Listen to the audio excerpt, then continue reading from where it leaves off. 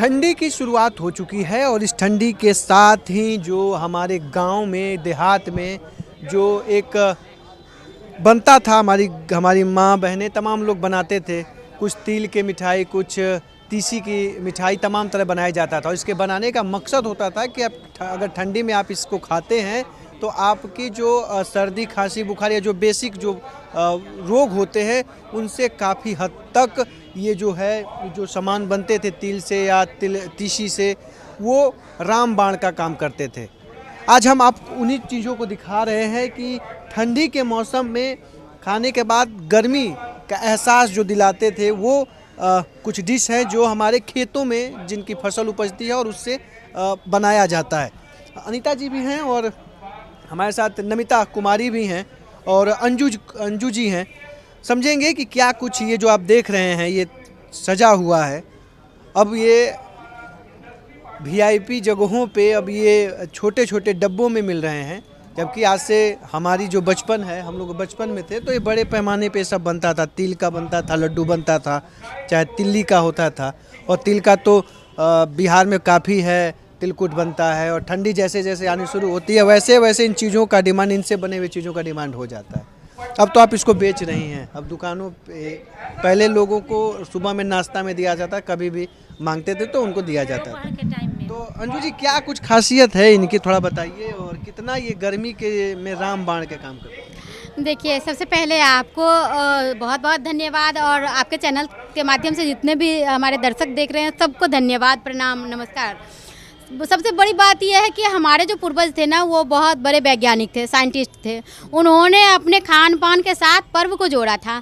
और ये उसी तरीके से सर्दी के मौसम में जैसे आ रही है 14 जनवरी को लोग मकर संक्रांति मनाते हैं।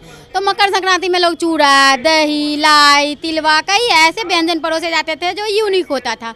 और जैसे ही ठंड की शुरुआत होती है तो ये हमारे शरीर को गर्माहट रखती है। और दूसरी बात यह है कि ये जो जितने भी है ना, आप तिल देख रहे हैं, तीसी देख रहे हैं या जो भी चीज़ देख रहे हैं, वो केमिकल फ्री पे भी हो सकता है। तो हम लोग करने का वही प्रयास करते हैं कि प्राकृतिक तरीके से या जैविक तरीके से कि कैसे इसको हम उपजाएं और इसको बाजार तक लाने का प्रयास करें। एक तो ये भूले बिसरे तो बाजारीकरण हो गया नहीं, अब तो पहले तो मिल जाता था किसी के घर में। बिल्कुल। अभी क्या है कि अभी कंपनी वाले जितना भी फूड प्रोडक्ट है ना, वो आके बाजार में पूरा अपना धाक जमा लिए हैं।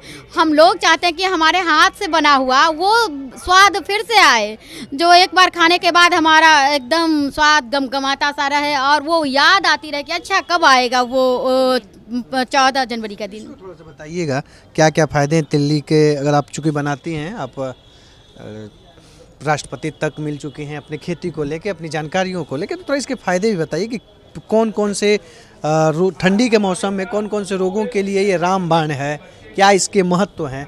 क्योंकि गर्मी के सीज़न में आदमी कहता है कि सत्तू पीजिए, आम का पन्ना पीजिए तो पेट में ठंडक होती है, लेकिन इसको खाया जाता है तो पेट में गर्माहट आती है, क्योंकि इसीलिए ठंडा में ही इसका उपयोग होता है। तो क्या कुछ फ़ायदे हैं इसकी, थोड़ा सा बताएं। वो मैं बता रही हूँ ना सर कि ये है तीसी, इसको तीसी बोलते हैं, अलसी, फ्लैक्स सीड्स, इसको कई नामों से जाने जाते हैं। इसमें ओमेगा 3 पाया जाता है जो हमारे सेहत के लिए एक तो ये औषधि है कहिए, और दूसरी की है ठंड के मौसम में आसानी से पचाने वाले, कब्ज को दूर करने वाले और गर्माहट, शरीर को गर्म रखने के लिए ये एकदम रामबाण होता है।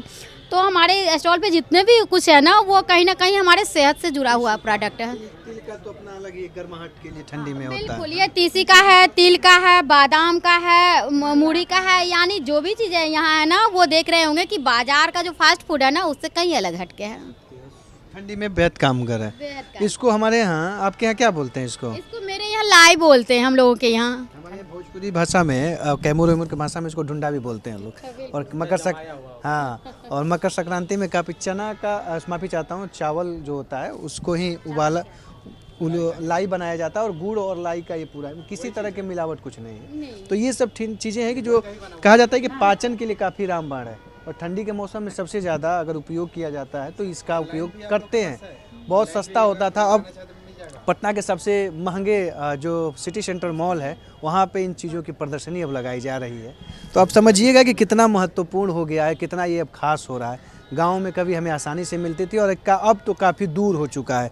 और इसे बनाने वाले भी लोग अब कम ही बचे हैं। और बिल्कुल, चूँकि इसको बनाने का एक तरीका होना चाहिए, क्योंकि ये पूरे महीने एकदम आसानी से इसी रूप में रहे, ये भी कलाकारी है। तो बहुत से लोग का टूट जाता है ना, बनाते हैं लेकिन वो पाग नहीं बन पाता है गुड़ का, तो वो टूट जाता है।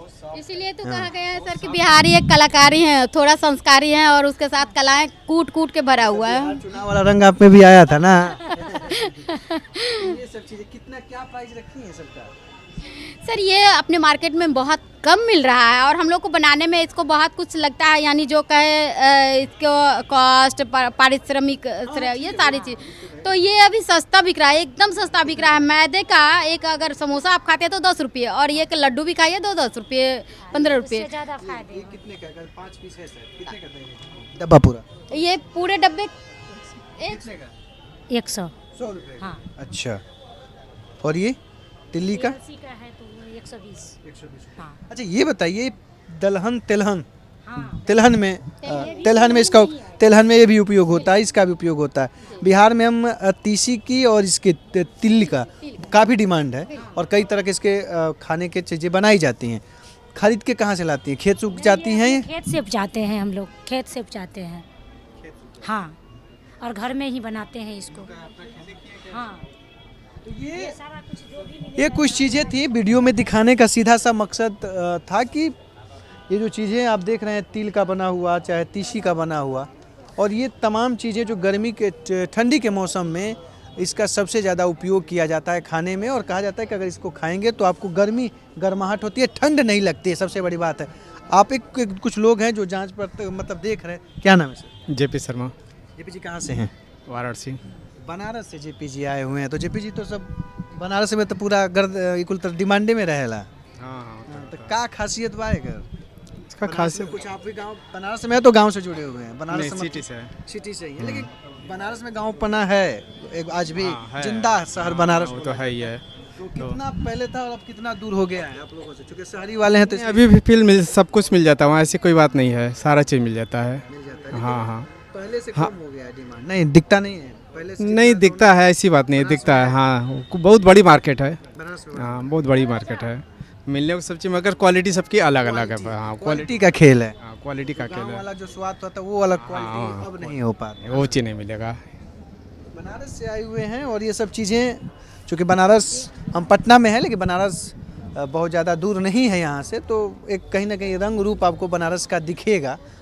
पटना में भी दिखता है और बहुत से लोग हैं जो पटना के में रह रहे हैं बनारस के, तो खैर वो बातें अलग है। लेकिन ये सब जो चीज़ें आप देख रहे हैं इसका एक अलग रहा है, और ये काफ़ी ठंड के मौसम में ये एक तरह से दवाई का काम कर सकते हैं और ठंड से बचाने में एक रामबाण का काम ये करता है। तो ये चीज़ें हैं और इसको हमने बताने का प्रयास किया कि क्या कुछ इसके फ़ायदे हैं, और आप भी खाए होंगे। और बस मकसद था कि जिन्होंने अभी इसका फ़ायदा नहीं समझ पाए, आज के जो जनरेशन नहीं समझ पा रही है, उनको बताने का एक प्रयास था।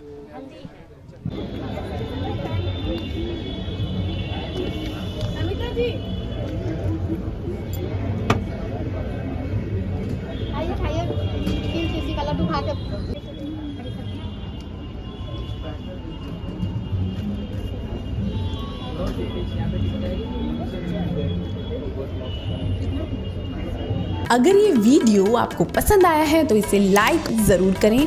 अगर चैनल अभी तक सब्सक्राइब नहीं किया है तो कर लें और नोटिफिकेशन पाने के लिए बेल आइकन भी दबा दें।